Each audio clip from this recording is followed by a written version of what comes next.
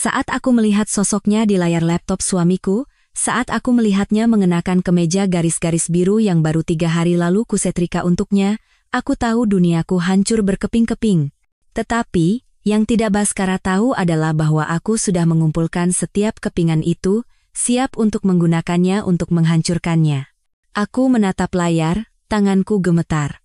Seorang wanita asing berjalan santai di sebuah ruangan yang tampak seperti kamar hotel, rambut hitamnya tergerai di atas kemeja suamiku, kemeja yang kuberikan padanya sebagai hadiah ulang tahun pernikahan kami. Kemeja yang sama yang masih membawa aroma parfumku saat aku memeluknya untuk mengucapkan selamat jalan di bandara. Sayang, kamu dengar aku? Suara Baskara memecah keterkejutanku. Wajahnya memenuhi layar laptop, dan baru sekarang aku sadar senyumnya yang lihai itu tidak pernah tulus selama beberapa bulan terakhir. Di belakangnya, wanita itu muda, cantik, dan tampak sangat nyaman menghilang ke dalam ruangan yang kuasumsikan adalah kamar mandi. Aku dengar, bisikku. Meskipun badai mengamuk di dalam dadaku, suaraku tetap stabil. 23 tahun pernikahan. 23 tahun aku mempercayai kami, mempercayai dia, mempercayai kehidupan yang kami bangun bersama. Semua itu runtuh dalam 30 detik. Rapat malam ini sepertinya akan berlangsung sampai larut, jadi mungkin besok aku tidak bisa menelepon. Ia melanjutkan, sedikit memperbaiki posisinya. Aku melihat sekilas spray yang kusut di latar belakang dan gelas anggur kedua di meja nakas. Bukti ada di mana-mana, dan dia bahkan tidak punya sopan santun untuk menyembunyikannya dengan benar. Saat itulah aku membuat keputusan yang akan mengubah segalanya. Aku tidak akan berteriak, aku tidak akan menangis. Aku tidak akan menuntut penjelasan atau memohon belas kasihannya seperti istri yang terluka dan putus asa. Aku akan melakukan sesuatu yang sama sekali berbeda. Sesuatu yang akan membuatnya mengerti bagaimana rasanya seluruh dunianya direnggut tanpa peringatan. Selamat tidur, sayang, kataku, suaraku semanis madu beracun. Aku cinta kamu, aku juga cinta kamu, Dewi. Sampai jumpa nanti. Layar menjadi hitam, dan dalam pantulan di laptop, aku melihat seorang wanita yang hampir tidak kukenali. Matanya dingin dan penuh perhitungan, dan untuk pertama kalinya dalam 23 tahun, dia tampak benar-benar bebas. Baskara Wijoyo sama sekali tidak tahu bahwa wanita yang baru saja ia bohongi adalah seorang akuntan forensik yang selama 15 tahun terakhir berspesialisasi dalam mengungkap penipuan keuangan. Dia tidak tahu bahwa wanita itu memiliki akses ke setiap rekening gabungan mereka, setiap investasi, setiap aset tersembunyi yang ia pikir telah ia sembunyikan dengan cerdik, dan dia jelas tidak tahu bahwa wanita itu telah diam-diam mendokumentasikan perilakunya yang mencurigakan selama 6 bulan terakhir, mengikuti intuisinya bahkan saat dia mencoba meyakinkan dirinya sendiri bahwa dia hanya bereaksi berlebihan. Saat aku menutup laptop, aku merasakan sesuatu yang sudah lama tidak kurasakan, sebuah tujuan. Tujuan yang dingin dan penuh perhitungan. Baskara ingin bermain-main. Baiklah. Tapi dia akan segera belajar bahwa dia telah memilih lawan yang salah sejak awal. 3 hari yang lalu, aku adalah istri yang sempurna. Tipe wanita yang bangun pukul 5 pagi untuk menyeduh kopi Baskara persis seperti yang ia suka, 1 takar sirup gula, dan sedikit krim, disajikan dalam cangkir perak yang diberikan ibuku sebagai hadiah Natal pertama kami. Aku menyetrika kemejanya dengan presisi militer dan mengemasi kopernya dengan perhatian seorang wanita yang tulus percaya suaminya pantas mendapatkan yang terbaik. Kamu yakin sudah membawa semua yang kamu butuhkan? Tanyaku, jariku menelusuri resleting tas pakaian kulitnya, tas yang sama yang kubelikan untuknya saat ia dipromosikan menjadi senior partner di firma hukum Wijaya Partners. Saat itu, aku berpikir kesuksesannya adalah kesuksesan kami. Kamu terlalu khawatir, Dewi, katanya, mencium keningku dengan sikap acuh tak acuh yang telah menjadi bawaannya selama setahun terakhir. Ini hanya perjalanan bisnis ke Surabaya. Cuma 3 hari 2 malam, aku akan segera kembali. Aku membantunya memasukkan barang-barangnya ke dalam mobil dan melambaikan tangan dari teras depan saat ia mundur menyusuri jalan masuk. Dan selama sisa hari Selasa itu, aku membersihkan setiap sudut rumah kami. Karena itulah yang kulakukan. Itulah aku. Istri yang menjaga segalanya tetap sempurna, persis di tempatnya. Rumah kami di Pondok Indah adalah bukti kesuksesan kami atau lebih tepatnya, apa yang kuanggap sebagai kesuksesan kami. 4 kamar tidur, 3,5 kamar mandi, dan dapur yang pernah ditampilkan di majalah Maison 2 tahun lalu. Aku telah memilih setiap warna cat, setiap perabot, setiap pernak-pernik yang ditempatkan dengan cermat. Itu adalah tempat suciku, kebanggaan dan kebahagiaanku. Tapi sekarang, 24 jam setelah duniaku runtuh, berjalan melewati kamar-kamar yang didekorasi dengan sempurna itu terasa seperti berada di museum. Museum yang indah dan kosong yang didedikasikan untuk kehidupan yang ternyata adalah sebuah kebohongan besar. Aku berdiri di kamar tidur kami, menatap tempat tidur ukuran king dengan spray linen putih bersih dan bantal-bantal yang tertata rapi. Berapa malam dia berbaring di sampingku, merencanakan pelariannya. Berapa pagi dia menciumku selamat tinggal, pikirannya sudah tertuju pada dia. Wanita di kemejanya. Muda, mungkin akhir 20-an, dengan kecantikan alami yang menarik perhatian tanpa riasan atau pakaian mewah. Semua hal yang pernah kumiliki, sebelum 23 tahun pernikahan menambahkan beberapa senti di pinggangku dan garis-garis di sekitar mataku. Tapi saat aku melihat pantulanku di cermin kamar tidur, aku menyadari sesuatu yang mengejutkan. Aku tidak hancur. Aku bukanlah sosok remuk dan menyedihkan yang kuperkirakan. Aku fokus. Aku bertekad.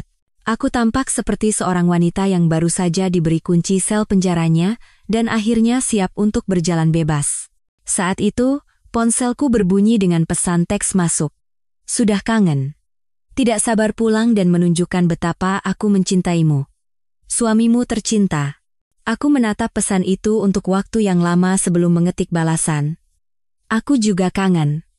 Rumah terasa kosong tanpamu. Cepat pulang. Kebohongan itu keluar begitu mudah hingga aku terkejut pada diriku sendiri. Tapi kemudian kupikir, jika Baskara bisa berbohong selama berbulan-bulan, mungkin bertahun-tahun, aku pasti bisa melakukannya untuk beberapa pesan teks. Aku punya pekerjaan yang harus dilakukan. Kantorku berada di kamar tidur ketiga yang telah diubah, menghadap ke taman belakang kami yang terawat baik. Selama 15 tahun, aku telah membangun reputasi sebagai orang yang teliti, sistematis, dan benar-benar tak kenal lelah dalam mengikuti jejak dokumen. Aku telah membantu para pengacara menemukan miliaran aset tersembunyi, melacak transaksi penipuan lintas negara, dan membangun kasus yang mengirim para penjahat kerah putih ke penjara. Tapi aku belum pernah menyelidiki suamiku sendiri. Aku mulai dari yang sudah jelas, rekening bank gabungan kami, laporan kartu kredit, catatan panggilan telepon. Baskara cerdas, tapi tidak cukup cerdas untuk menyembunyikan semuanya dari seseorang yang melakukan ini sebagai mata pencaharian. Dalam 2 jam, aku telah menyusun garis waktu yang membuat perutku mual. Perjalanan bisnis itu dimulai 18 bulan yang lalu, rapat mendadak semalam. Pertemuan klien darurat di kota-kota yang belum pernah kudengar. Selalu dibiayai oleh perusahaan, selalu dengan penjelasan yang masuk akal. Tapi ketika aku membandingkan tagihan kartu kredit pribadinya dengan jadwal perjalanannya, gambaran itu menjadi sangat jelas. Makan malam mahal untuk 2 orang di kota tempat ia seharusnya rapat seharian. Tagihan layanan kamar hotel yang 3 kali lipat dari yang mungkin dipesan 1 orang. Pembelian di butik pakaian wanita, toko perhiasan, toko pakaian dalam. Semua dilakukan dengan jarak waktu yang cermat. Tidak ada yang cukup besar untuk menimbulkan kecurigaan secara individual, tetapi bersama-sama, mereka membentuk pola yang tak terbantahkan. Lalu aku menemukan ponsel sekali pakai itu. Tersembunyi di dalam tas kerja tua yang tidak lagi ia gunakan, di dalam lemari ruang kerjanya. Sebuah ponsel lipat murah dengan hanya 1 nomor yang tersimpan di dalamnya, diberi label sederhana, BS. Aku memotret semuanya. Ponsel itu, tanda terima pembelian yang kutemukan terlipat di laci mejanya. Catatan panggilan yang menunjukkan puluhan panggilan selama 8 bulan terakhir. Lalu aku mengembalikan semuanya persis seperti semula, dan pergi membuat secangkir teh. Tanganku tidak lagi gemetar. Duduk di meja dapur, menyeruput teh Earl Grey dari set cangkir yang diberikan ibuku sebagai hadiah pernikahan, aku mulai menyusun rencanaku. Awalnya hanya sebuah gagasan, sebuah kemungkinan yang berbisik di benakku. Tapi seiring berjalannya waktu, Dan semakin dalam aku menggali penipuan Baskara, bisikan itu tumbuh menjadi raungan. Dia pikir dia sangat pintar. Dia pikir dia menikahi seorang ibu rumah tangga kecil yang naif dan bergantung yang akan hancur pada tanda pertama masalah. Dia sama sekali tidak tahu bahwa wanita yang telah ia hianati adalah wanita yang sama yang pernah membantu jaksa melacak skema penggelapan dana di 3 benua. Dia tidak tahu bahwa wanita itu pernah dengan susah payah merekonstruksi catatan keuangan yang sengaja dihancurkan selama 6 bulan. Dia tidak tahu bahwa wanita itu memiliki jaringan kontak di perbankan, investigasi, dan penegakan hukum yang berutang budi padanya. Yang paling penting, dia sama sekali tidak tahu bahwa semua yang dimilikinya rumah kami, investasi kami, kekayaan yang telah kami kumpulkan dengan susah payah akan menjadi senjata untuk kehancurannya sendiri. Pada Kamis malam, aku telah mengumpulkan cukup bukti untuk mengubur Baskara di pengadilan perceraian manapun di negara ini. Tapi saat aku melihat tumpukan dokumen di mejaku, aku sadar itu tidak cukup, jauh dari cukup. Perceraian akan memberiku setengah dari segalanya, tetapi juga akan memberinya setengah, membiarkannya memulai hidup baru dengan pacar mudanya. Dia akan terpukul, dirugikan secara finansial, tetapi pada akhirnya, dia akan bebas membangun kehidupan baru dengan wanita yang telah membantunya mencuri kehidupanku. Itu bukan keadilan. Itu hanya bisnis. Tidak, apa yang pantas diterima Baskara adalah sesuatu yang jauh lebih pribadi, jauh lebih lengkap. Dia perlu memahami bagaimana rasanya semua yang ia percayai direnggut tanpa peringatan. Dia harus mengalami kejutan yang sama menghancurkannya, kesadaran yang luar biasa bahwa seluruh hidupnya dibangun di atas kebohongan. Dan aku akan memberikannya hal itu. Jumat pagi, aku berkendara ke SCBD untuk bertemu dengan seorang teman lama. Rina Hartono menjalankan sebuah agen investigasi swasta yang berspesialisasi dalam apa yang ia sebut konsultasi urusan rumah tangga, membantu wanita kaya mendokumentasikan perselingkuhan suami mereka dengan bukti kuat yang akan berlaku di pengadilan. Dewi, katanya sambil memelukku di lobi gedung kantornya yang mewah. Sudah lama sekali. Tapi aku punya firasat ini bukan kunjungan pribadi. Rina dan aku telah bekerja sama dalam beberapa kasus selama bertahun-tahun. Dia melakukan investigasi lapangan sementara aku menangani analisis keuangan. Kami adalah tim yang baik, dan yang lebih penting, aku sepenuhnya mempercayainya. Aku butuh bantuanmu, kataku singkat, dan ini harus benar-benar di luar catatan. 1 jam kemudian, aku telah mempekerjakan Rina untuk melakukan pengawasan penuh terhadap Baskara selama perjalanan bisnis berikutnya yang dijadwalkan minggu depan.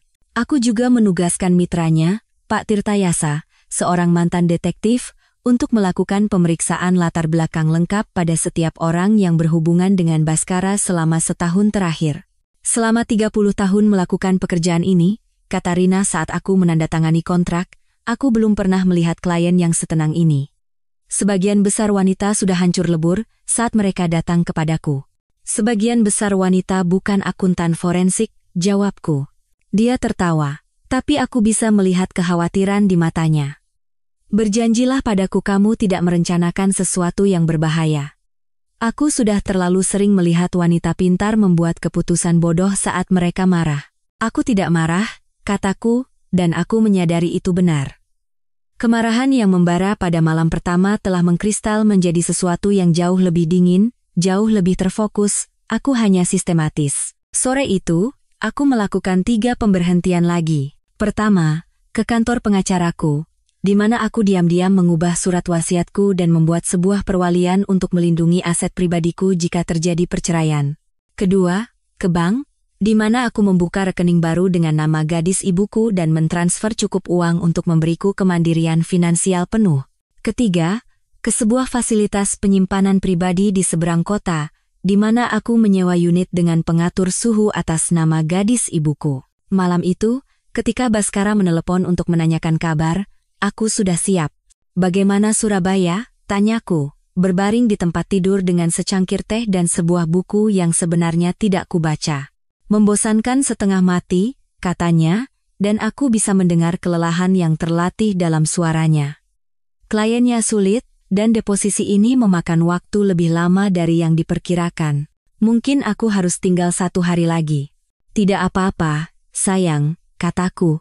Ambil waktu sebanyak yang kamu butuhkan. Aku akan di sini, merindukanmu. Aku juga merindukanmu, Dewi. Lebih dari yang kamu kira. Keyakinan dalam suaranya hampir mengagumkan.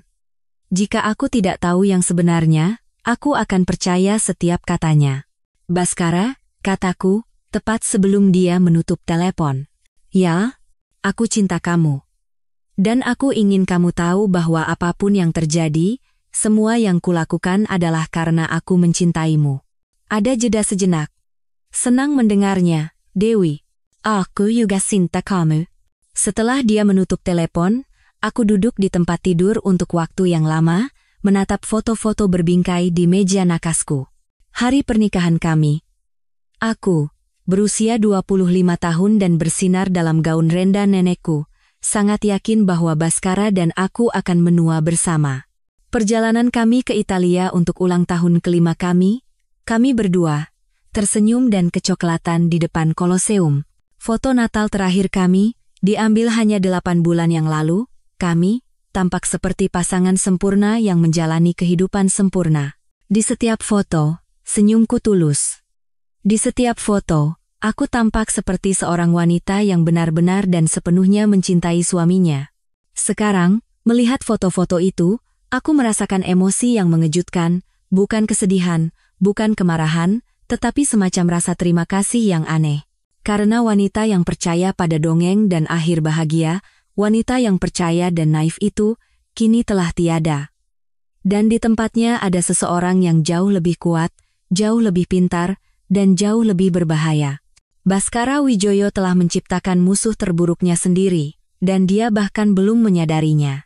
Pada Sabtu pagi, berita yang benar-benar menghancurkan pertama datang. Pak Tirtayasa meneleponku pukul 7 pagi dengan temuan awalnya. Namanya Bella Santoso, katanya tanpa basa-basi. 28 tahun, pengacara junior di firma hukum Nusantara Legal. Firma tempat suami Anda melakukan pekerjaan konsultasi. Aku menggenggam telepon lebih erat. Sudah berapa lama? Sejauh yang bisa saya temukan, mereka telah menjalin hubungan setidaknya selama 14 bulan. Dia bergabung dengan firma itu 18 bulan yang lalu, dan tagihan aneh pertama di kartu kredit suami Anda muncul sekitar 4 minggu setelah itu. 14 bulan. Lebih dari setahun kebohongan, penipuan. Baskara pulang kepadaku setiap malam setelah menghabiskan harinya dengan dia. Aku memasak makanan kesukaannya, mencuci pakaiannya, merencanakan masa depan kami sementara dia merencanakan kehidupan yang sama sekali berbeda dengan orang lain. Ada lagi, lanjut Pak Tirtayasa. Dia hamil. Telepon terlepas dari tanganku dan jatuh dengan bunyi keras di atas meja dapur. Untuk sesaat, dunia menjadi sunyi senyap. Lalu, dengan tangan yang mantap, aku mengambil telepon itu kembali. Berapa bulan? Sejauh yang saya tahu, sekitar 3 bulan.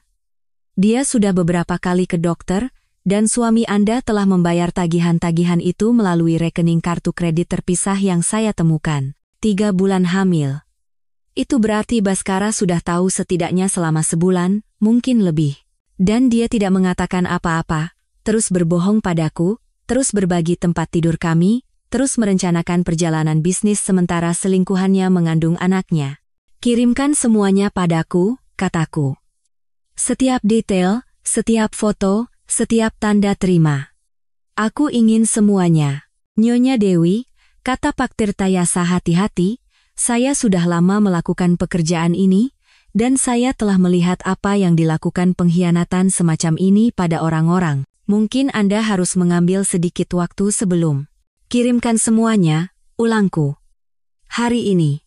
Setelah aku menutup telepon, aku duduk di dapur rumahku yang sempurna, di rumah kami yang sempurna, dan aku tertawa. Aku benar-benar tertawa sampai air mata mengalir di wajahku. Karena situasinya jauh lebih buruk dari yang pernah kubayangkan, begitu buruk hingga hampir tidak masuk akal. Baskara tidak hanya berselingkuh, dia sedang membangun keluarga baru, sambil berpura-pura semuanya normal denganku. Dia menjalani 2 kehidupan yang sepenuhnya terpisah, dan tampaknya yakin dia cukup pintar untuk mengelola keduanya tanpa batas waktu. Tapi yang tidak ia pahami adalah bahwa ia baru saja memberiku senjata yang sempurna untuk menghancurkannya. Aku menghabiskan sisa hari Sabtu di kantorku, memetakan seluruh penipuan Baskara. Bukti keuangannya saja sudah cukup memberatkan. Kartu kredit rahasia, penarikan tunai, hadiah mahal, pembayaran tagihan medis.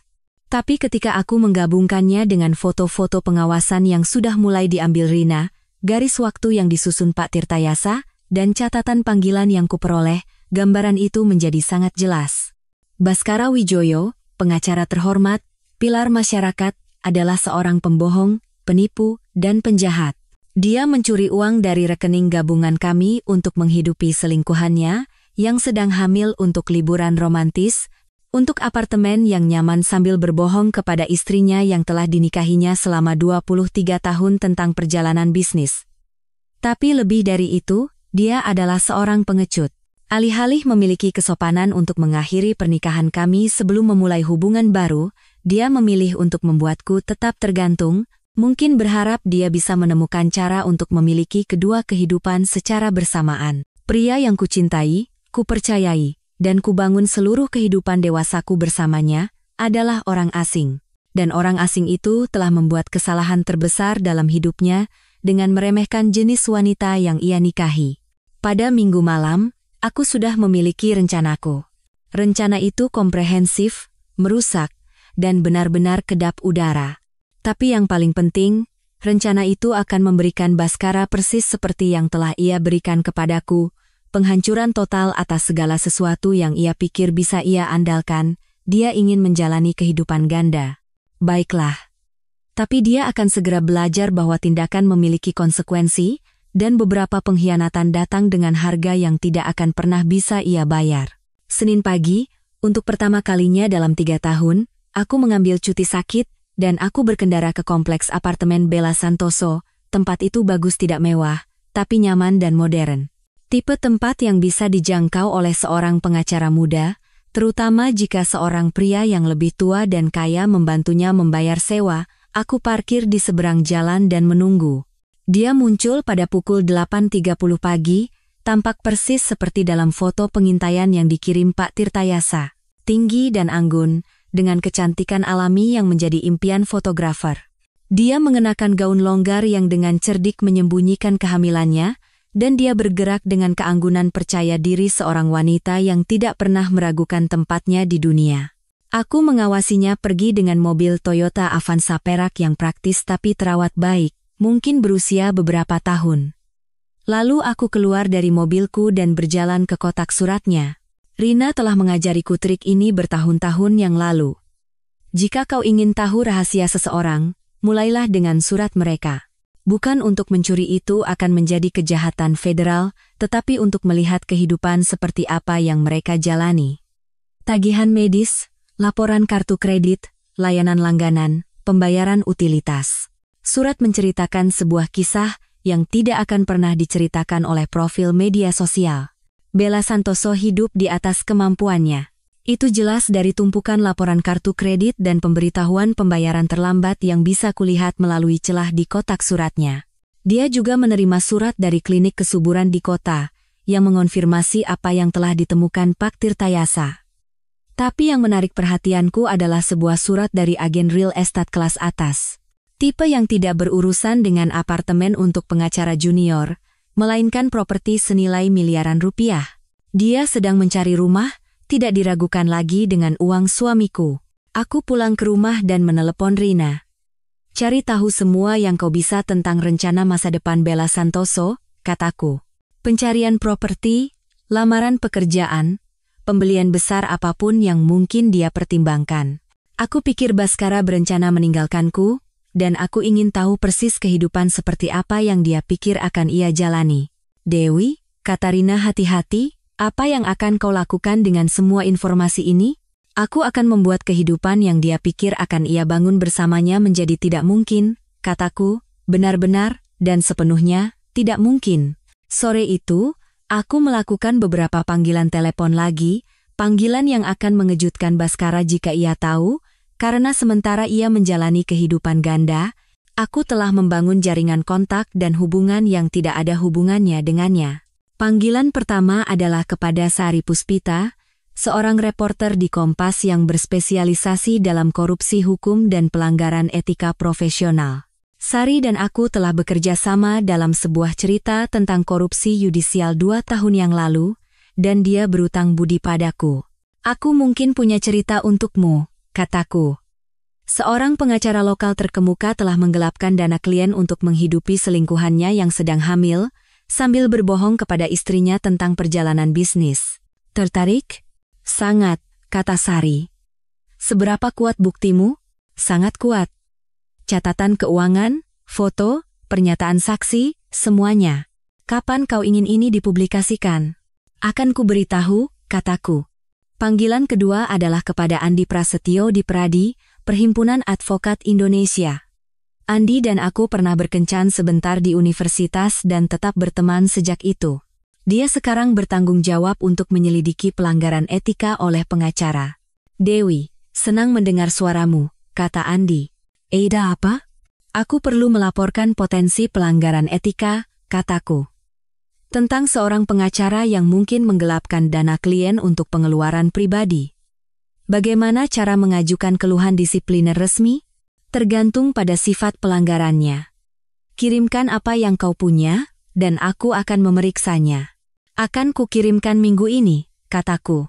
Panggilan ketiga adalah yang paling penting. Aku menelepon nomor utama firma hukum Nusantara Legal dan meminta untuk berbicara dengan managing partner. Sutanto di sini, kata suara di ujung sana. Nama saya Dewi Wijoyo, kataku. Suami saya, Baskara Wijoyo, telah melakukan pekerjaan konsultasi dengan firma Anda. Saya ingin bertemu dengan Anda untuk membahas beberapa kekhawatiran yang saya miliki tentang potensi konflik kepentingan. Ada keheningan yang panjang. Nyonya Wijoyo, saya tidak yakin saya mengerti apa yang Anda maksud dengan konflik kepentingan. Saya pikir lebih baik kita membahasnya secara langsung, kataku. Apakah Anda ada waktu besok sore? Hening lagi, kali ini lebih lama. Saya bisa bertemu Anda pada pukul 3. Bagus sekali. Malam itu, Baskara menelepon seperti biasa. Bagaimana harimu, sayang? Tanyanya, dan aku bisa mendengar suara lalu lintas di latar belakang. Dia mungkin sedang mengemudi pulang dari apartemen Bella. Tenang, kataku. Aku banyak berpikir akhir-akhir ini, tentang kita, tentang masa depan kita. Aku tahu kita sudah membicarakan ini sebelumnya, tapi aku bertanya-tanya apakah sudah waktunya kita memikirkan untuk punya anak. Aku tahu kita tidak muda lagi, tapi dengan bantuan kedokteran modern, keheningan di ujung sana memekakkan telinga. Dewi, katanya akhirnya, kita sudah membahas ini. Kita memutuskan bertahun-tahun yang lalu bahwa kita bahagia hanya dengan kita berdua. Aku tahu apa yang kita putuskan, kataku. Tapi orang berubah. Prioritas berubah. Dan akhir-akhir ini, aku merasa ada sesuatu yang hilang dalam hidup kita. Mari kita bicarakan ini saat aku pulang, oke? Ini bukan percakapan untuk telepon. Tentu, kataku. Kapan kira-kira kamu akan kembali? Besok malam. Mungkin sekitar jam 8. Aku akan memasak makan malam favoritmu, kataku. Kita bisa membicarakan semuanya nanti. Setelah aku menutup telepon, aku duduk dalam kegelapan yang semakin dalam di ruang tamu, membiarkan diriku merasakan satu-satunya momen kesedihan yang tulus. Bukan karena kehilangan pernikahanku, aku sekarang menyadari itu sudah mati selama lebih dari setahun, tetapi untuk wanita yang pernah ada, wanita yang menginginkan anak dengan pria ini, yang telah mempercayakan hatinya, masa depannya, seluruh hidupnya padanya. Wanita itu pantas untuk ditangisi. Tapi dia juga pantas untuk dibalaskan. Dan besok, proses itu akan dimulai. Pada hari Selasa pukul 3 sore, aku berjalan ke kantor firma hukum Nusantara Legal, mengenakan setelan biru dongker terbaikku, dan membawa tas kulit berisi salinan setiap bukti yang telah kukumpulkan. Area resepsionisnya terbuat dari kaca dan krom, dirancang untuk mengesankan klien dengan kesuksesan dan kecanggihan firma. Pak Sutanto sendiri yang menyambutku, yang memberitahuku semua yang perlu ku ketahui tentang seberapa serius ia menanggapi pertemuan ini. Dia adalah seorang pria terhormat berusia awal 60-an, dengan rambut perak dan setelan mahal yang menunjukkan kesuksesan selama puluhan tahun di dunia hukum korporat. "Nyonya Wijoyo," katanya sambil mengulurkan tangannya, "terima kasih telah datang. Mari kita bicara di kantor saya." Kantornya persis seperti yang kubayangkan, jendela dari lantai ke langit-langit yang menghadap ke kota, rak-rak yang dipenuhi buku-buku hukum dan penghargaan, dan sebuah meja mahoni besar yang mungkin lebih mahal dari mobil kebanyakan orang. Dia mempersilakanku duduk di salah satu kursi kulit yang menghadap mejanya, lalu mengambil tempatnya sendiri dan menyatukan jari-jarinya. "Nah," katanya, "apa yang bisa saya bantu?" Aku membuka tasku dan meletakkan sebuah foto di mejanya. Foto itu menunjukkan Bhaskara dan Bella Santoso keluar dari sebuah hotel di Bali, lengannya melingkari pinggangnya, keduanya tersenyum. Stempel waktu menunjukkan foto itu diambil selama salah satu perjalanan bisnisnya. Wajah Pak Sutanto menjadi sangat pucat. "Pak Sutanto," kataku, "saya di sini karena saya yakin firma Anda tanpa disadari telah memfasilitasi hubungan yang tidak etis antara suami saya dan salah satu karyawan Anda. Saya berharap kita dapat menyelesaikan masalah ini secara diam-diam, tanpa melibatkan asosiasi pengacara atau pers." Dia menatap foto itu untuk waktu yang lama sebelum menatapku. "Nyonya Wijoyo, saya jamin firma kami memiliki kebijakan yang sangat ketat mengenai hubungan antara konsultan dan staf kami." "Saya yakin begitu," potongku. Pertanyaannya adalah, apakah kebijakan itu ditegakkan dalam kasus ini? "Menurut penyelidikan saya, suami saya telah menagih firma Anda untuk pekerjaan yang sebenarnya tidak ia lakukan, dan menggunakan pembayaran tersebut untuk mendanai hubungannya dengan Nona Santoso." Aku meletakkan 3 item lagi di mejanya. Salinan faktur yang diajukan Bhaskara ke firma, tanda terima kartu kredit yang menunjukkan hadiah mahal dan kamar hotel selama periode yang sama saat ia seharusnya bekerja, dan garis waktu yang menunjukkan korelasi antara pembayaran konsultasinya dan pengeluaran pribadinya. "Ini adalah tuduhan yang sangat serius," kata Pak Sutanto, mempelajari dokumen-dokumen itu. "Jika apa yang Anda duga itu benar." "Ini bukan dugaan," kataku. "Ini adalah fakta. Pertanyaannya adalah, apa yang akan Anda lakukan?" Dia diam untuk waktu yang lama, memeriksa setiap bukti dengan ketelitian seorang pengacara berpengalaman. Akhirnya, dia menatapku, "Apa yang Anda inginkan, Nyonya Wijoyo?" "Saya ingin hubungan konsultasi suami saya dengan firma ini segera diakhiri," kataku. "Saya ingin Nona Santoso dipindahkan ke departemen lain di mana dia tidak akan memiliki kontak dengan konsultan luar, dan saya ingin penyelidikan resmi atas apakah dana klien telah disalahgunakan dalam situasi ini.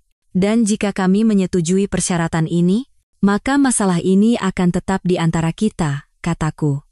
Tidak ada liputan pers, tidak ada keluhan disipliner ke Pradi, tidak ada rasa malu publik bagi siapapun yang terlibat. Dan jika kami tidak setuju, aku berdiri dan mulai memasukkan kembali dokumen-dokumen itu ke dalam tasku. Maka, besok pagi, Sari Puspita dari Kompas akan menerbitkan sebuah artikel tentang bagaimana firma hukum Nusantara Legal memfasilitasi perselingkuhan antara seorang konsultan yang sudah menikah dan seorang karyawan yang sedang hamil, mungkin menggunakan dana klien.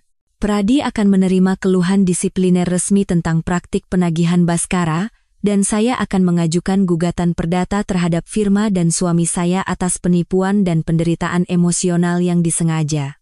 Pak Sutanto adalah orang yang cerdas.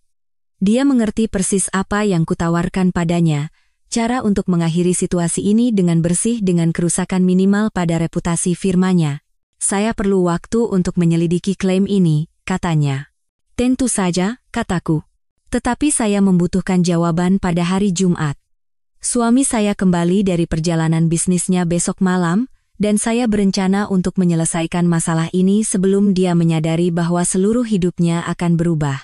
Aku meninggalkan kartu namaku di mejanya dan berjalan keluar, tahu bahwa aku baru saja menembakkan salvo pertama dalam perang yang bahkan Bhaskara belum tahu telah dimulai. Rabu malam, aku menyiapkan makan malam favorit Bhaskara dengan perhatian dan dedikasi yang sama seperti yang telah kulakukan selama 23 tahun. Rendang daging, tumis asparagus, nasi kuning, dan sebotol anggur merah yang telah kami simpan untuk acara khusus. Meja makan ditata dengan porselen pernikahan kami, lilin berkelip di tempat lilin kristal, dan musik jazz lembut mengalun dari sistem suara yang dipasang Baskara tahun lalu. Bagi siapapun, itu akan tampak seperti makan malam romantis untuk pasangan yang merayakan kepulangan dari perjalanan bisnis, tapi aku tidak merayakan. Aku sedang mengadakan pemakaman untuk pernikahanku, dan aku ingin itu menjadi sempurna. Baskara tiba pada pukul 7.45 malam, 15 menit lebih awal dari yang dijanjikan. Dia masuk dengan semangat seperti biasa, memanggil namaku sambil meletakkan tas pakaian dan tas laptopnya di dekat pintu depan. Baunya enak sekali, katanya, menemukanku di dapur sedang menata piring. Saat dia mencium pipiku, aku mencium aroma samar parfum yang bukan milikku yang menempel di kemejanya. Selamat datang kembali, kataku, tersenyum padanya. Bagaimana Surabaya? Melelahkan, katanya sambil melonggarkan dasinya, tapi produktif. Akhirnya menyelesaikan kasus itu, klien senang. Kebohongan itu mengalir begitu lancar dari lidahnya hingga aku hampir mengagumi keterampilannya. Jika aku tidak tahu yang sebenarnya, jika aku tidak melihat foto dia dan Bella Santoso di Bali kemarin, aku akan percaya setiap katanya. Baguslah, kataku. Pergi mandi, aku akan menyelesaikan makan malam. 20 menit kemudian, kami duduk berhadapan di meja makan. Dia menceritakan kisah rumit tentang pertemuan yang tidak pernah terjadi, dan klien yang tidak pernah ia temui, sementara cahaya lilin yang lembut menari di wajahnya. Jadi, katanya sambil memotong rendangnya, kau menyebutkan soal anak di telepon. Itu sedikit mengejutkan. Benarkah? Kataku sambil menyesap anggurku. Aku hanya banyak berpikir akhir-akhir ini tentang apa yang kuinginkan dari hidup, apa yang benar-benar akan membuatku bahagia. Kupikir kau bahagia, katanya, dan untuk pertama kalinya, aku mendengar sedikit kekhawatiran yang tulus dalam suaranya. Kau tidak bahagia, Dewi. Aku meletakkan gelas anggurku dan menatap lurus ke arahnya. 23 tahun pernikahan, dan aku akan mengakhirinya dengan satu pertanyaan. Baskara, kataku, jika kau bisa memiliki kehidupan apapun yang kau inginkan, tanpa konsekuensi, tanpa batasan, seperti apa itu? Dia berhenti dengan garpu di tengah jalan menuju mulutnya. Pertanyaan yang aneh. Jawab saya, kataku. Apakah kau masih akan memilih kehidupan ini? Rumah ini, pernikahan ini, rutinitas yang telah kita bangun bersama ini? Tentu saja, katanya, tapi matanya tidak bisa menatap mataku. Kenapa kau bertanya seperti itu? Karena aku bertanya-tanya apakah kita berdua hanya merasa nyaman, kataku. Apakah kita begitu terbiasa dengan apa yang kita miliki sehingga kita berhenti jujur tentang apa yang sebenarnya kita inginkan? Keheningan membentang di antara kami seperti jurang. Baskara meletakkan garpunya dan meraih tanganku di seberang meja. Dewi, kau membuatku takut, katanya. Ada apa denganmu tiba-tiba? Inilah saatnya. Momen kebenaran. Aku masih bisa mundur, berpura-pura percakapan ini tidak pernah terjadi. Aku bisa kembali menjadi istri yang sempurna yang tidak pernah mengajukan pertanyaan sulit. Sebaliknya, aku menarik tanganku dan mengambil ponselku. Aku melakukan percakapan yang menarik dengan Pak Sutanto kemarin, kataku, menggulir galeri fotoku sampai aku menemukan yang kuinginkan. Dia menunjukkan beberapa foto yang mungkin menarik bagimu.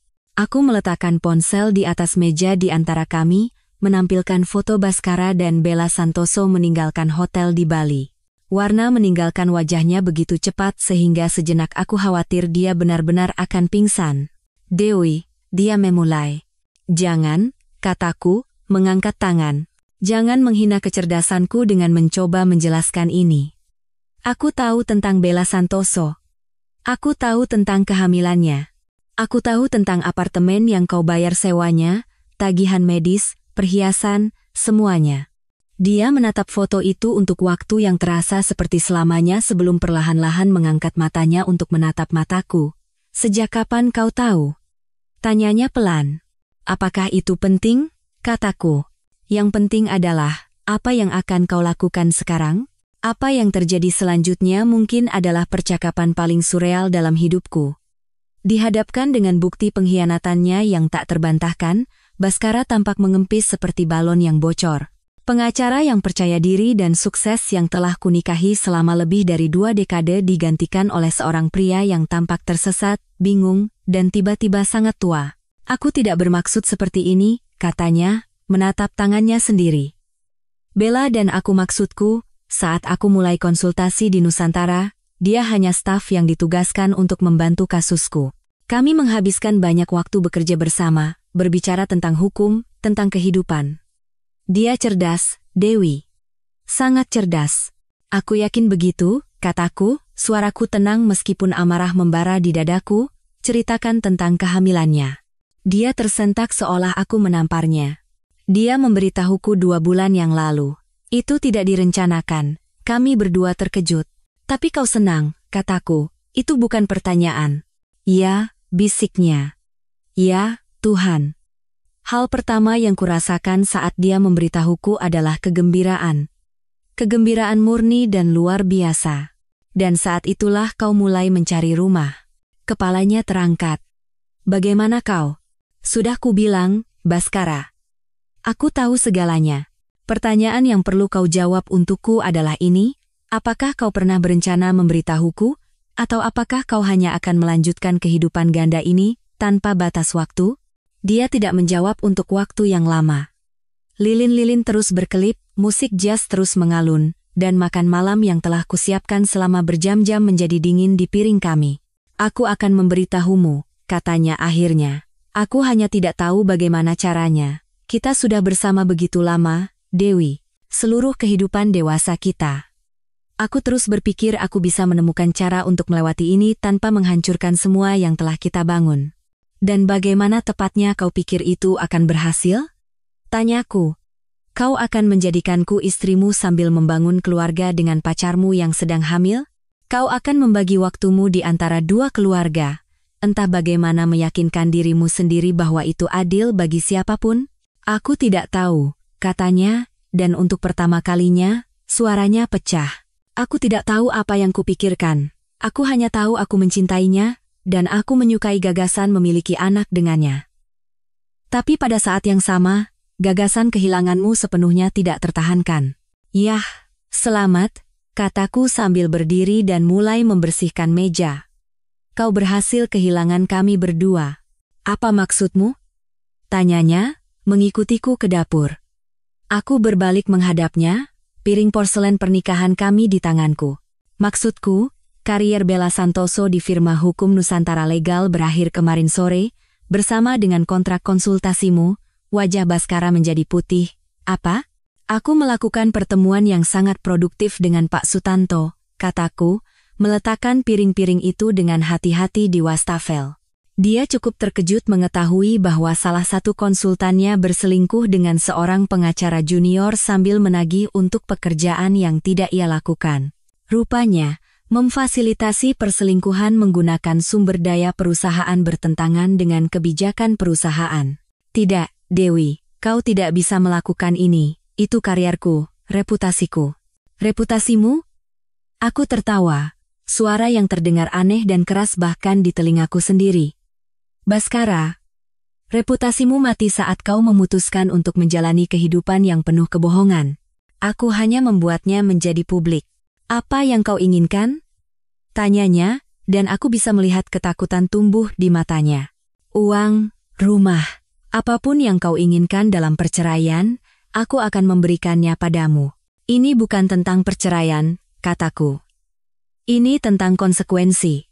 Selama 23 tahun, aku adalah istrimu, partnermu, pendukung terbesarmu. Aku memprioritaskan kariermu di atas karierku, kebutuhanmu di atas kebutuhanku, kebahagiaanmu di atas kebahagiaanku, dan sebagai balasannya, kau membuatku terlihat bodoh. Aku berjalan melewatinya ke ruang tamu, dan dia mengikutiku seperti anjing yang tersesat. Aku bisa memperbaikinya, katanya putus asa. Aku akan putus dengan Bella. Aku akan melakukan apapun yang kau mau. Tolong, jangan hancurkan karierku karena ini. Putus dengan Bella? Aku berbalik dan menatapnya. Baskara, dia mengandung anakmu. Kau tidak bisa begitu saja mengakhiri hubungan dan berpura-pura tidak pernah terjadi. Kita bisa mencari cara. Kita akan mendukung anak itu secara finansial, tapi aku tidak perlu terlibat. Aku bisa memilih pernikahanku. Aku bisa memilihmu. Hentikan, kataku, mengangkat tangan. Berhenti bicara saja. Apa kau mendengar dirimu sendiri? Kau menawarkan untuk meninggalkan pacarmu yang sedang hamil dan anakmu yang belum lahir untuk menyelamatkan pernikahan yang sudah kau hancurkan. Pria macam apa kau ini? Dia berdiri di sana, di ruang tamu kami, dikelilingi oleh 23 tahun kenangan bersama dan keputusan bersama. Dan untuk pertama kalinya sejak aku mengenalnya, dia tampak benar-benar tersesat. Aku tidak tahu, bisiknya. Aku tidak tahu lagi aku ini pria macam apa. Kamis pagi, panggilan telepon yang mengubah segalanya datang. Aku sedang duduk di kantorku, menyelesaikan detail terakhir dari langkah-langkah keuangan yang telah kusiapkan, ketika telepon berdering. ID penelepon menunjukkan nomor yang tidak dikenal. Nyonya Dewi Wijoyo? Suara itu muda, wanita, dan bergetar karena emosi. Ini Bella Santoso. Saya pikir kita perlu bicara. Aku sudah mengantisipasi panggilan ini, namun gelombang adrenalin tetap mengalir di tubuhku. Halo, Nona Santoso. Ada yang bisa saya bantu? Saya ingin bertemu dengan Anda secara langsung, katanya. Ada hal-hal yang perlu Anda ketahui tentang Baskara, tentang suami Anda. Kami setuju untuk bertemu di sebuah kedai kopi di pusat kota, tempat netral di mana tidak ada pihak yang memiliki keuntungan dari lingkungan yang akrab. Saat aku berkendara ke sana, aku bertanya-tanya apa lagi yang bisa dikatakan Bella Santoso yang belum ku ketahui. Aku menemukannya duduk di sebuah bilik di sudut. Entah bagaimana, ia tampak lebih kecil dan lebih rapuh daripada di foto. Kehamilannya cocok untuknya, memberikan kilau pada kulitnya yang membuatnya tampak lebih muda dari usianya yang 28 tahun. Tapi matanya merah dan bengkak karena menangis, dan tangannya sedikit gemetar saat mengangkat cangkir tehnya. Terima kasih telah datang, katanya saat aku duduk di seberangnya. Anda bilang ada hal-hal yang perlu saya ketahui, jawabku. Saya mendengarkan. Dia mengambil napas dalam-dalam, seperti sedang menguatkan diri untuk percakapan yang sulit. Pertama-tama, saya ingin Anda tahu bahwa saya tidak tahu tentang Anda. Awalnya, saat saya mulai bekerja dengan Baskara, dia bilang dia sudah berpisah. Dia bilang kalian berdua menjalani kehidupan yang terpisah, tetapi belum mengajukan surat cerai karena masalah keuangan. Dan Anda mempercayainya. Saya ingin mempercayainya, katanya. Dia adalah segalanya yang kupikir kuinginkan dari seorang pria. Sukses, canggih, menawan. Saat dia bilang dia mencintaiku, saat kami mulai membicarakan masa depan bersama, kupikir aku telah menemukan akhir bahagiaku. Kapan Anda mengetahui yang sebenarnya? 3 minggu yang lalu, katanya, dan air mata baru mulai mengalir di pipinya. Saya menjadi curiga karena dia tidak pernah mau saya menelepon ke rumah, tidak pernah mau bertemu dimanapun dekat lingkungan Anda, jadi, saya menyewa seorang detektif swasta. Aku tidak bisa menahan tawa kecil. Anda menyewa detektif untuk menyelidiki suami saya, sementara saya sedang menyelidiki suami saya. Saya mengetahui bahwa kalian sama sekali tidak berpisah, lanjutnya. Bahwa kalian masih berbagi tempat tidur, pergi ke acara sosial bersama, masih bertingkah seperti pasangan yang bahagia. Dan ketika saya mengkonfrontasi Baskara tentang itu, apa yang dia katakan? Dia bilang dia akan meninggalkan Anda. Bahwa dia hanya butuh waktu untuk mencari cara melakukannya tanpa menghancurkan Anda secara finansial. Dia bilang Anda rapuh, tidak pernah bekerja di luar rumah, bahwa Anda tidak akan bisa mengurus diri sendiri jika dia tiba-tiba pergi. Arogansi dari pernyataan itu membuatku terengah-engah. Baskara telah melukiskanku sebagai makhluk yang tidak berdaya dan bergantung untuk membenarkan penipuannya, padahal kenyataannya, aku mungkin lebih canggih secara finansial daripadanya. Nona Santoso, kataku hati-hati, mengapa Anda memberitahuku ini? Baskara menelepon saya kemarin, setelah Anda bertemu dengan Pak Sutanto, katanya. Dia bilang, Anda tahu tentang hubungan kami, dan kami harus segera mengakhirinya. Dia bilang dia memilih pernikahannya, memilih Anda, daripada saya dan bayinya. Dan bagaimana perasaan Anda tentang itu? Dikhianati, katanya singkat. Benar-benar, dan sepenuhnya, dikhianati. Saya menyadari bahwa saya sama bodohnya dengan Anda. Baskara tidak pernah berniat meninggalkan Anda untuk saya. Saya hanya sebuah kemudahan. Seorang wanita muda yang terkesan dengan kesuksesannya dan bersyukur atas perhatiannya. Dia mengeluarkan sebuah amplop manila dari tasnya dan meletakkannya di atas meja di antara kami. "Apa ini?" tanyaku. "Salinan pesan teks, email, pesan suara," katanya. "Semua yang dikirim Bhaskara kepada saya selama 14 bulan terakhir. Termasuk janji-janji yang sangat spesifik tentang kehidupan yang akan kita bangun bersama, dan beberapa hal yang sangat tidak menyenangkan yang dia katakan tentang Anda." Aku menatap amplop itu tetapi tidak menyentuhnya. "Mengapa Anda memberikan ini kepada saya?" "Karena," katanya, menatap mataku untuk pertama kalinya sejak aku duduk, "Bhaskara Wijoyo adalah seorang pembohong dan pengecut, dan saya pikir sudah waktunya dia menghadapi konsekuensi atas tindakannya.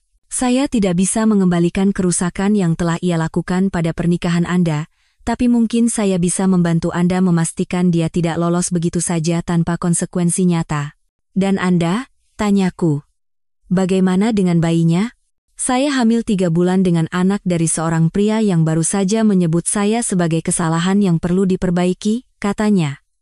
"Saya tidak punya banyak pilihan, tapi saya punya bukti untuk menghancurkan reputasi dan karirnya. Dan saya pikir itu sepadan." Aku mengambil amplop itu dan memasukkannya ke dalam tasku. "Nona Santoso, saya ingin Anda tahu bahwa saya tidak menyalahkan Anda atas semua ini. Anda sama tertipunya dengan saya." "Terima kasih," bisiknya. "Itu berarti lebih dari yang Anda kira." Saat aku berkendara pulang, aku menyadari bahwa rencanaku kini jauh lebih kuat dari yang semula kuinginkan. Aku tidak hanya memiliki bukti ketidakwajaran keuangan dan pelanggaran profesional Bhaskara, aku sekarang memiliki seorang sekutu yang sama termotivasinya denganku untuk membuatnya membayar atas penipuannya. Bhaskara mengira dia sedang mengelola 2 hubungan, ternyata dia sedang menciptakan 2 musuh. Dan sekarang, musuh-musuh itu bekerja sama. Malam itu, Bhaskara pulang dan mendapati aku berada di tempat yang sama persis saat ia meninggalkanku malam sebelumnya, duduk di meja dapur, dengan tenang membaca buku dan minum teh. Tapi segalanya telah berubah. Dan entah bagaimana, ia sepertinya merasakannya begitu ia masuk. "Bagaimana harimu?" tanyanya hati-hati. "Menarik," kataku tanpa mengalihkan pandangan dari bukuku. Aku minum kopi dengan Bella Santoso pagi ini. Warna meninggalkan wajahnya begitu cepat sehingga kupikir ia akan pingsan. "Dewi, aku bisa jelaskan." "Benarkah?" kataku, akhirnya menatapnya. "Bisakah kau jelaskan mengapa kau memberitahunya bahwa aku adalah seorang ibu rumah tangga yang rapuh dan bergantung yang tidak pernah bekerja di luar rumah? Bisakah kau jelaskan mengapa kau berjanji akan menikahinya saat kau masih menikah denganku? Bisakah kau jelaskan mengapa kau memberitahunya bahwa kau mencintainya lebih dari siapapun dalam hidupmu?" Dia merosot ke kursi di seberangku seperti seseorang yang baru saja menerima diagnosis kanker stadium akhir. "Dia memberimu pesan-pesan itu," katanya pelan. "Semuanya," aku mengonfirmasi. 14 bulan janji yang tidak pernah berniat kau tepati, kebohongan yang tidak pernah berniat kau akui. Koleksi yang cukup banyak, Bhaskara, sangat mencerahkan. Apa yang akan kau lakukan?" Aku menutup bukuku dan menatap lurus ke arahnya. "Aku akan mengajukan satu pertanyaan padamu, dan kupikir kau harus berpikir sangat hati-hati sebelum menjawab. Dalam semua ini kebohongan, perselingkuhan, penipuan, janji-janjimu pada Bella, ketidakhormatanmu padaku, apakah kau pernah, bahkan untuk sesaat, mempertimbangkan kemungkinan bahwa tindakanmu mungkin memiliki konsekuensi?" Dia menatapku untuk waktu yang lama sebelum menjawab. "Kupikir aku cukup pintar untuk menangani semuanya." "Kau pikir kau cukup pintar untuk menangani seluruh kehidupan 2 wanita, tanpa salah satu dari kami menyadari apa yang sebenarnya terjadi?" "Iya," bisiknya. "Yah," kataku sambil berdiri dan berjalan ke jendela, "kau salah. Dan sekarang, kau akan mengetahui apa yang terjadi ketika wanita-wanita yang telah kau manipulasi memutuskan mereka sudah selesai memainkan permainanmu. Dewi, tolong. Besok pagi, potongku, kau akan menerima telepon dari Andi Prasetyo di Pradi. Dia akan memberitahumu bahwa keluhan disipliner resmi telah diajukan mengenai praktik penagihan dan etika profesionalmu. Keluhan itu akan mencakup bukti bahwa kau memalsukan jam kerja dan menggunakan dana klien untuk pengeluaran pribadi.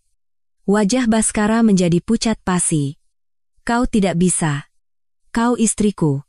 Besok siang, lanjutku, Sari Puspita dari Kompas akan menerbitkan sebuah artikel tentang pelanggaran etika di firma hukum Nusantara Legal. Namaku tidak akan disebutkan pada awalnya, tapi dia akan menggambarkan situasinya dengan cukup detail, sehingga siapapun di komunitas hukum akan tahu siapa yang ia bicarakan. Devi, kumohon. Karyaku. Besok malam, kataku, berbalik menghadapnya, aku akan mengajukan gugatan cerai. Dan aku akan menuntut semuanya, Baskara. Rumah, investasi, dana pensiun, tunjangan, dan ganti rugi atas penderitaan emosional. Dan sebelum kau berpikir untuk melawanku, kau harus tahu bahwa Bella Santoso siap bersaksi tentang janjimu untuk meninggalkanku dan menikahinya, yang menunjukkan niat yang jelas untuk menipu. Dia merosot ke depan di kursinya, kepalanya di tangannya. Pengampunan. 23 tahun pernikahan. Apakah itu tidak berarti apa-apa bagimu? Kesetiaan? Balasku. Sumpah yang kau ucapkan padaku? 23 tahun aku membangun kehidupan dengan seseorang yang ternyata hanya menggunakanku sebagai pengganti sampai dia menemukan apa yang benar-benar ia inginkan, sambil berpura-pura setia. Aku tidak bermaksud menyakitimu, tapi kau menyakitiku, kataku. Kau menyakitiku setiap hari selama 14 bulan. Setiap kali kau berbohong tentang kemana kau pergi. Setiap kali kau pulang dan berpura-pura mencintaiku sementara kau merencanakan masa depan dengan orang lain. Setiap kali aku merasa ada yang tidak beres, dan kau membuatku merasa seperti aku gila. Kau tidak hanya menipuku, Baskara. Kau membuatku meragukan persepsiku sendiri tentang kenyataan. Jadi ini balas dendam? Tidak, kataku. Ini konsekuensi.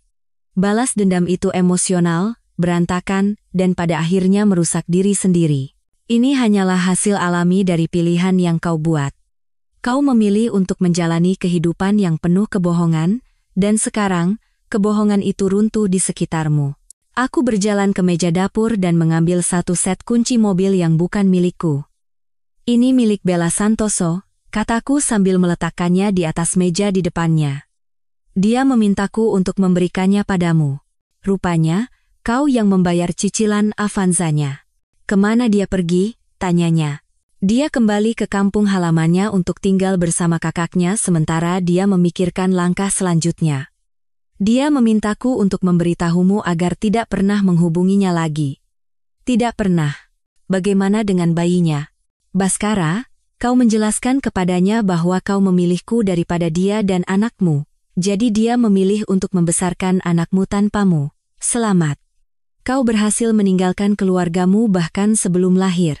Dia menatap kunci-kunci itu untuk waktu yang lama, lalu menatapku, matanya penuh air mata. Aku tahu kau membenciku sekarang, katanya. Tapi aku ingin kau tahu bahwa aku memang mencintaimu, aku masih mencintaimu. Apa yang terjadi dengan Bella tidak mengubah itu. Kau benar, kataku. Itu tidak mengubahnya. Itu mengungkapkannya. Karena cinta bukan hanya perasaan, Baskara. Ini adalah pilihan yang kau buat setiap hari, pilihan untuk jujur, bahkan ketika kebenarannya sulit. Pilihan untuk setia, bahkan ketika godaan muncul. Pilihan untuk melindungi orang yang telah kau dedikasikan hidupmu untuknya, bahkan ketika itu berarti mengorbankan sesuatu yang kau inginkan. Aku berjalan ke pintu, lalu berbalik menatapnya sekali lagi. Selama 14 bulan, kau memilih Bella Santoso daripada aku. Setiap hari, kau memilih untuk membohongiku, menipuku, mempertaruhkan semua yang telah kita bangun bersama untuk hubungan dengan wanita yang akan kau tinggalkan. Kau memilih untuk memberinya janji yang tidak pernah berniat kau tepati. Dan kau memilih untuk membuatku tetap terikat dalam pernikahan yang sudah berakhir, tanpa memberiku kesempatan untuk membuat keputusanku sendiri tentang hidupku. Aku akan tidur di kamar tamu malam ini, kataku. Besok, aku ingin kau pergi dari rumah ini. Tinggallah dimanapun kau mau, tapi tidak di sini. Ini rumahku sekarang, dan kau tidak lagi diterima. Saat aku berjalan menaiki tangga, Meninggalkan Baskara sendirian di dapur dengan kunci mobil mantan selingkuhannya yang sedang hamil, aku merasakan sesuatu yang belum pernah kurasakan selama lebih dari setahun, kedamaian. Untuk pertama kalinya dalam 14 bulan, aku tahu persis di mana posisiku, apa yang benar, dan apa yang perlu kulakukan selanjutnya. Selama lebih dari setahun, Baskara telah hidup dalam fantasi bahwa ia bisa memiliki semua yang ia inginkan tanpa menghadapi konsekuensi apapun. Besok, ia akan bangun di dunia nyata. Dan dunia nyata, seperti yang akan segera ia temukan, jauh lebih tidak pemaaf daripada fantasinya. Jumat pagi datang seperti fajar era baru. Aku bangun di kamar tamu pada pukul 6 pagi, merasa lebih nyenyak tidur daripada berbulan-bulan. Untuk pertama kalinya sejak panggilan video yang mengguncang itu, aku tahu persis bagaimana masa depanku akan terungkap. Dan meskipun itu bukan masa depan yang telah kurencanakan, itu sepenuhnya milikku. Ketika aku turun, Baskara sudah pergi. Mobilnya tidak ada di garasi, dan dia telah meninggalkan sebuah catatan di meja dapur. Pergi sarapan. Kita perlu bicara saat aku kembali. Aku meremas catatan itu, dan melemparkannya ke tempat sampah. Waktu untuk bicara sudah lewat. Panggilan pertama datang pada pukul 8.30 pagi. Andi Prasetyo dari Pradi, tepat waktu. Nyonya Wijoyo, kami telah meninjau materi yang Anda kirimkan mengenai praktik penagihan suami Anda. Saya menelepon untuk memberitahu Anda bahwa kami akan membuka penyelidikan resmi atas potensi pelanggaran etika. Terima kasih, Andi, kataku. Saya menghargai ketelitian Anda. Dewi, nadanya berubah dari formal menjadi pribadi, aku harus bertanya. Kau yakin ingin melanjutkan ini? Begitu penyelidikan ini dimulai, tidak ada jalan kembali. Karier Baskara bisa rusak secara permanen. Aku yakin, kataku tanpa ragu. Panggilan kedua datang pada pukul 10 sampai 15 pagi. Sari Puspita dari Kompas. Dewi, editor saya telah menyetujui ceritanya, akan dimuat besok di surat kabar dan online. Kami tidak akan menggunakan nama dalam artikel awal, tetapi kami akan menggambarkan situasinya dengan cukup detail sehingga siapapun di komunitas hukum akan dapat menghubungkan titik-titiknya. Sempurna, kataku. Ada hal lain, lanjut Sari. Setelah saya mulai menelepon untuk cerita ini, saya menerima beberapa tips tentang dua situasi serupa lainnya yang melibatkan pengacara di kota. Sepertinya perilaku suami Anda tidak seunik yang kita duga. Informasi itu menghantamku seperti pukulan fisik. Maksudmu ini pernah terjadi sebelumnya? Ini komunitas hukum yang kecil. Ketika satu orang berperilaku tidak etis, biasanya orang lain tahu. Fakta bahwa beberapa sumber muncul setelah hanya beberapa pertanyaan awal menunjukkan bahwa reputasi Baskara mungkin tidak sekuat yang Anda yakini. Setelah aku menutup telepon, aku duduk di dapur, mencoba mencerna informasi baru ini. Apakah Baskara pernah berselingkuh sebelumnya? Apakah ada wanita lain, kebohongan lain, pengkhianatan lain yang tidak kulihat karena aku terlalu percaya? Itu tidak penting lagi sekarang. Apapun yang telah ia lakukan di masa lalu, apapun arti pola perilaku ini, itu berakhir hari ini. Pada pukul 11.30 pagi, teleponku berdering lagi. Kali ini, ID penelepon menunjukkan nomor Baskara. Dewi, kita perlu bicara, katanya tanpa basa-basi. Andi dari Pradi baru saja meneleponku. Bagaimana bisa kau melakukan ini? Bagaimana bisa kau mengajukan keluhan disipliner terhadapku? Dengan cara yang sama kau bisa berbohong padaku selama 14 bulan, jawabku. Dengan mudah. Ini akan menghancurkan karierku. Apakah itu yang benar-benar kau inginkan? Untuk mengambil semua yang telah kubangun sepanjang kehidupan dewasaku? Baskara, kataku, kau mengambil semua yang telah kubangun sepanjang kehidupan dewasaku saat kau memutuskan untuk memulai hubungan rahasia dengan wanita lain. Satu-satunya perbedaan adalah aku membangun hidupku di sekitar mencintaimu, dan kau membangun kariermu di sekitar membohongi klienmu. Setidaknya kehilanganku jujur. Aku bisa memperbaikinya, katanya putus asa. Aku bisa membuatnya benar. Tolong, tarik saja penyelidikannya. Kita bisa melewati ini bersama. Tidak ada lagi bersama, kataku. Kau yang memastikan itu saat kau memilih Bella Santoso daripada aku setiap hari selama lebih dari setahun. Aku tidak pernah memilihnya di atasmu. Benarkah? Kataku. Lalu mengapa kau berjanji akan menikahinya? Mengapa kau memberitahunya bahwa kau mencintainya lebih dari siapapun? Mengapa kau mulai mencari rumah dengannya sementara kau masih tidur di tempat tidur yang sama denganku? Hening. Baskara, kataku, dalam beberapa jam, kau akan menerima surat cerai. Kau sebaiknya mencari pengacara yang sangat baik, karena aku akan memperjuangkan segalanya. Dan mengingat apa yang kuketahui tentang ketidakwajaran keuangan dan pelanggaran profesionalmu, aku rasa aku akan menang. Aku menutup telepon sebelum dia bisa menjawab. Panggilan ketiga hari itu datang pada pukul 2 siang. Pak Sutanto dari firma hukum. Nyonya Wijoyo, saya ingin memberitahu Anda secara pribadi bahwa kami telah menyelesaikan penyelidikan internal kami atas masalah yang kita diskusikan. Kontrak konsultasi Pak Baskara Wijoyo telah diakhiri, dan pengacara Bella Santoso telah diskors sambil menunggu peninjauan keterlibatannya dalam situasi tersebut. Terima kasih telah memberitahuku. Ada hal lain, katanya. Selama penyelidikan kami menemukan beberapa kejanggalan dalam penagihan Pak Wijoyo yang sudah ada sejak beberapa tahun yang lalu. Kami akan melakukan audit penuh atas semua pekerjaannya dengan firma. Beberapa tahun yang lalu? Tanyaku. Sayangnya, ya. Tampaknya situasi dengan pengacara Santoso mungkin hanyalah contoh terbaru dari pola perilaku yang dipertanyakan. Setelah panggilan itu, aku menuangkan segelas anggur dan duduk di teras belakang, menghadap ke taman yang telah kurawat selama bertahun-tahun. Setiap bunga, setiap pohon, setiap elemen lanskap yang direncanakan dengan cermat mewakili jam-jam waktuku, kreativitasku, cintaku pada rumah yang telah dibangun Baskara dan aku bersama. Sekarang, itu hanya rumahku. Dan untuk pertama kalinya sejak mimpi buruk ini dimulai, itu terasa seperti kelegaan, bukan kehilangan. Pukul 4 sore, mobil Baskara masuk ke jalan masuk kami. Aku mengawasinya dari jendela saat ia duduk di kursi pengemudi selama beberapa menit, seolah-olah mengumpulkan keberanian untuk masuk. Ketika akhirnya ia masuk melalui pintu depan, ia tampak seperti pria yang menua 10 tahun dalam satu hari. Surat cerai, katanya sambil mengangkat amplop manila tebal. Aku tidak percaya kau benar-benar melakukannya. Apa yang kau harapkan? Tanyaku. Aku mengharapkan wanita yang kunikahi, katanya.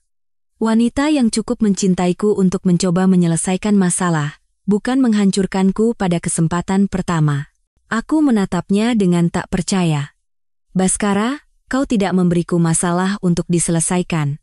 Kau memberiku kebohongan untuk diungkap. Kau tidak memberiku pernikahan untuk diselamatkan.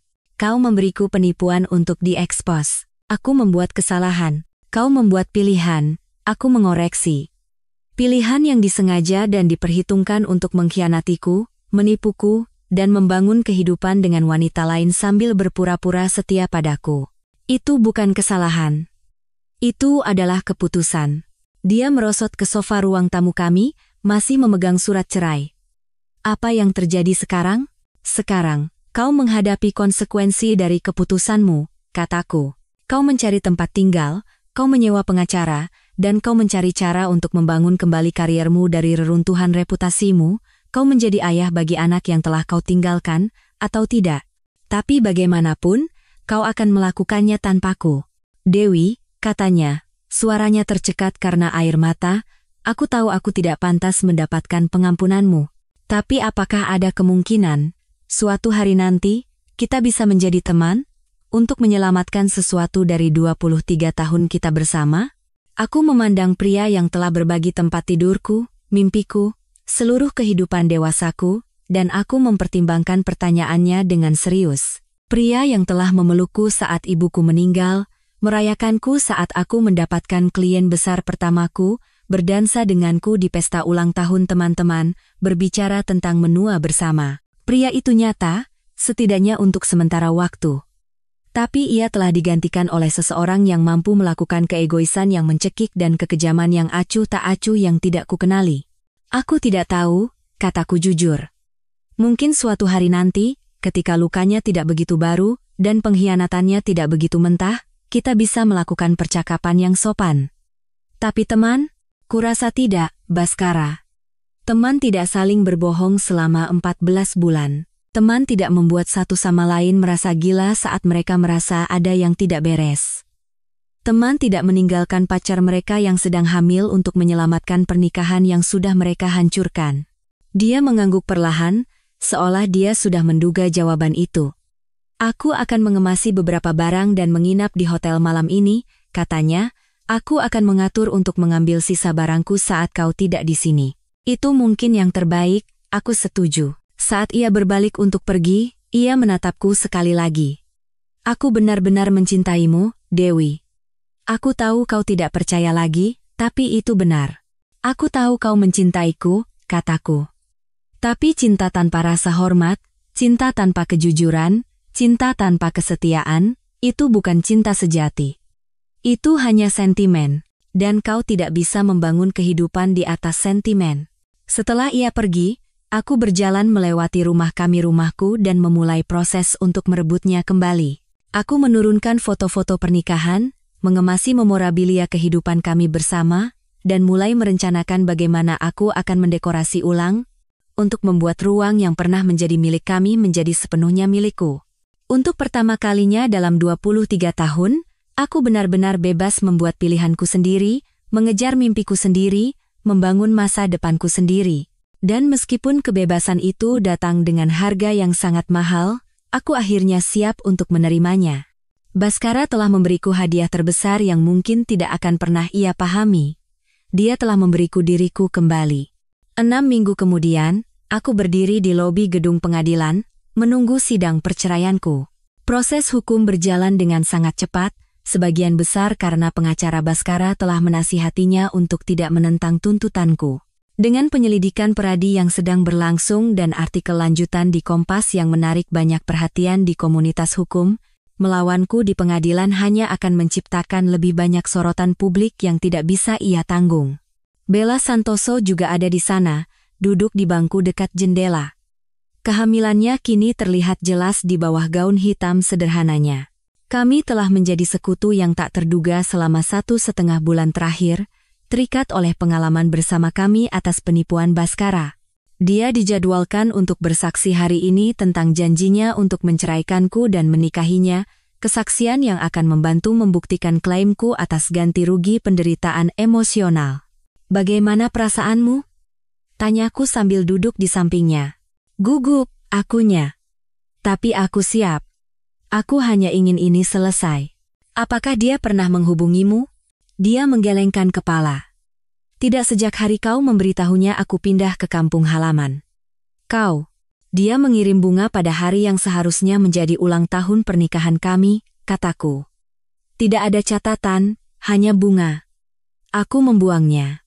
Bhaskara tiba tepat waktu, tampak lelah dan kalah. Dia kehilangan berat badan, dan setelan mahalnya tampak longgar di tubuhnya. Pria yang percaya diri dan sukses yang kunikahi telah hilang, digantikan oleh seseorang yang tampak seperti belum tidur nyenyak selama berminggu-minggu. Pengacaranya, seorang wanita berpenampilan tajam bernama Patterson, mencoba bernegosiasi untuk terakhir kalinya sebelum kami masuk ke ruang sidang. Nyonya Wijoyo, katanya, klien saya bersedia menawarkan 60% dari semua aset dan tunjangan selama 10 tahun. Sebagai imbalannya, dia meminta Anda untuk menarik kerja sama Anda dengan penyelidikan Pradi. Aku bahkan tidak perlu berkonsultasi dengan pengacaraku. Tidak. Nyonya Wijoyo, mohon bersikaplah masuk akal. Anda meminta hampir semuanya. Saya meminta apa yang menjadi hak saya secara hukum menurut hukum Republik Indonesia, kataku. Itu termasuk setengah dari harta bersama kami, ganti rugi atas penderitaan emosional yang disengaja, dan tunjangan berdasarkan standar hidup yang telah biasa saya jalani selama pernikahan kami. Penyelidikan Pradi adalah masalah yang sepenuhnya terpisah. Sidang itu sendiri, untungnya, singkat.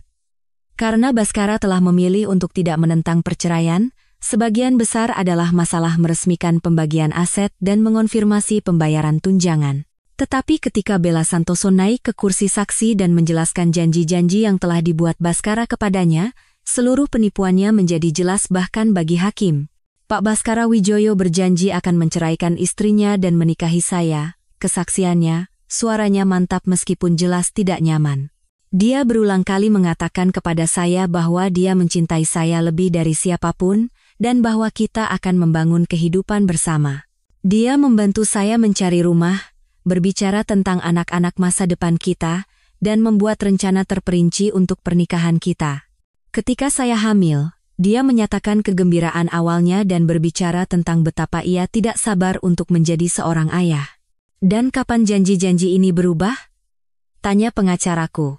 Ketika istrinya mengetahui hubungan kami, kata Bella. Tiba-tiba, dia mengklaim dia tidak pernah berniat meninggalkannya. Bahwa saya telah salah memahami niatnya, dan bahwa hubungan kami adalah kesalahan yang perlu diperbaiki. Hakim, seorang wanita tegas berusia 60-an, memandang Baskara dengan rasa jijik yang jelas. Pak Wijoyo, apakah Anda membantah kesaksian ini? Pengacara Baskara membisikkan sesuatu padanya, dan dia menggelengkan kepala. Tidak, Yang Mulia. Baiklah, kata hakim. Berdasarkan bukti yang diajukan, saya menemukan bahwa Pak Baskara Wijoyo terlibat dalam tindakan penipuan yang disengaja yang menyebabkan penderitaan emosional yang signifikan bagi istrinya dan Nona Santoso. Saya memerintahkan Nyonya Dewi Wijoyo diberikan 75% dari semua harta bersama, tunjangan sebesar 80 juta rupiah per bulan selama 15 tahun, dan ganti rugi sebesar 500 juta rupiah atas penderitaan emosional. Aku merasakan gelombang kepuasan, tetapi itu bukan kesenangan penuh dendam yang kuperkirakan.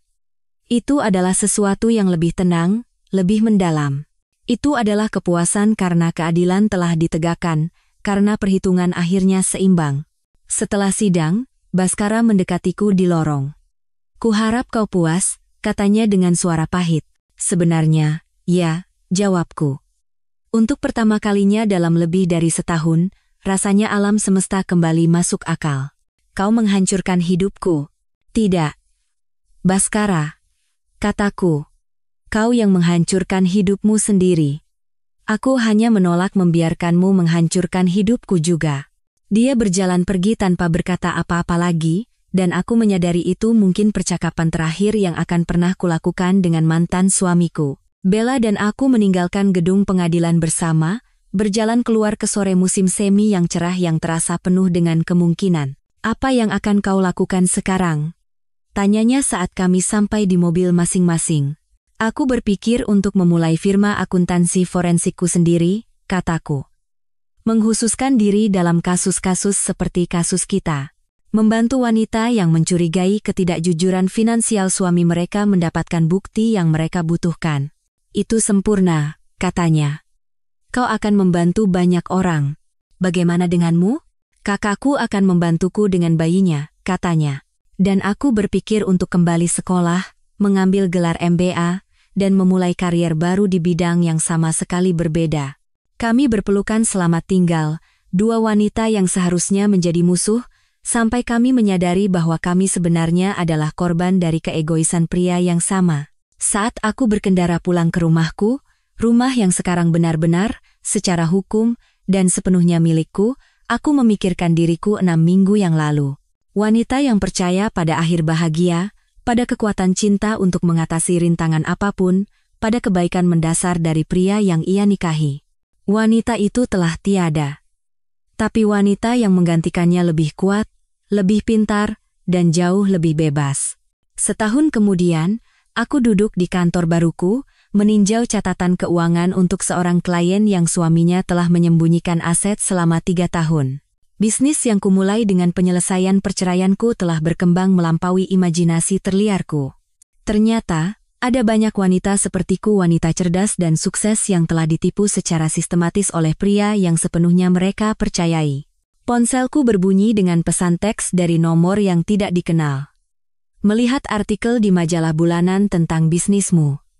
Selamat. Kau pantas mendapatkan semua kesuksesan. B. S. Itu Bella Santoso. Dia telah menyelesaikan MBA-nya dan sekarang bekerja untuk sebuah firma konsultan di Jakarta. Putrinya Putri Baskara sehat dan cantik dari foto-foto yang sesekali ia kirimkan. Baskara tidak pernah mencoba menghubungi salah satu dari mereka. Aku mengetik balasan. Terima kasih. Bagaimana kabar kalian berdua? Lebih baik dari sebelumnya. Emma mengambil langkah pertamanya kemarin. Kau akan menyukainya. Dia sangat keras kepala dan menolak bantuan siapapun. Aku tersenyum, mengenali deskripsi seorang gadis kecil yang sudah menunjukkan kekuatan yang ia perlukan untuk bertahan hidup di dunia yang tidak selalu baik kepada ibunya. Pesan lain datang. Dengar kabar dari Baskara akhir-akhir ini? Sebenarnya, iya. Aku telah mendengar melalui gosip industri bahwa Pradi telah menangguhkan lisensi pengacaranya selama 2 tahun. Investigasi Kompas telah mengungkap pola penyimpangan penagihan selama hampir 1 dekade, dan beberapa wanita lain telah maju dengan cerita tentang hubungan yang tidak pantas. Baskara sekarang bekerja sebagai paralegal di sebuah firma kecil di kota lain, mencoba membangun kembali reputasinya, satu kasus demi satu kasus. Dia masih hidup, balasku. Hanya itu yang ku tahu. Itu lebih dari yang perlu ku ketahui, balasannya datang. Kuharap dia belajar sesuatu dari semua ini. Aku meragukannya. Pria seperti Baskara jarang belajar dari kesalahan mereka, karena mereka jarang bertanggung jawab atas tindakan mereka. Tapi itu bukan lagi masalahku. Saat sinar matahari sore menyinari jendela kantorku, aku meluangkan waktu sejenak untuk merenungkan perjalanan yang membawaku ke sini. Setahun yang lalu, aku adalah seorang istri yang dikhianati, hidup di tengah reruntuhan pernikahan yang hancur. Hari ini, aku adalah seorang pemilik bisnis yang sukses, membantu wanita lain menavigasi penemuan mereka yang menghancurkan, membangun sesuatu yang bermakna dari abu kehidupan lamaku. Wanita yang dikhianati Baskara telah pergi selamanya. Tapi wanita yang muncul dari pengkhianatan itu lebih kuat, lebih bijaksana, dan lebih otentik menjadi dirinya sendiri daripada sebelumnya. Aku telah belajar bahwa cinta tanpa rasa hormat hanyalah manipulasi. Bahwa kepercayaan tanpa kejujuran hanyalah kenaifan. Bahwa kehidupan yang dibangun di atas kebohongan orang lain bukanlah kehidupan sama sekali. Tapi aku juga belajar bahwa pengkhianatan, meskipun merusak, tidak fatal. Bahwa kekuatan dapat ditemukan di saat-saat tergelap. Bahwa terkadang hal terburuk yang terjadi padamu menjadi dasar dari hal terbaik yang pernah kau bangun. Baskara mengira dia sedang menghancurkanku ketika dia memilih Bella daripada pernikahan kami. Sebaliknya, dia memberiku dorongan yang kubutuhkan untuk menemukan siapa diriku sebenarnya ketika aku tidak mendefinisikan diriku melalui kebutuhan dan harapan orang lain. Dan aku masih terus bangkit.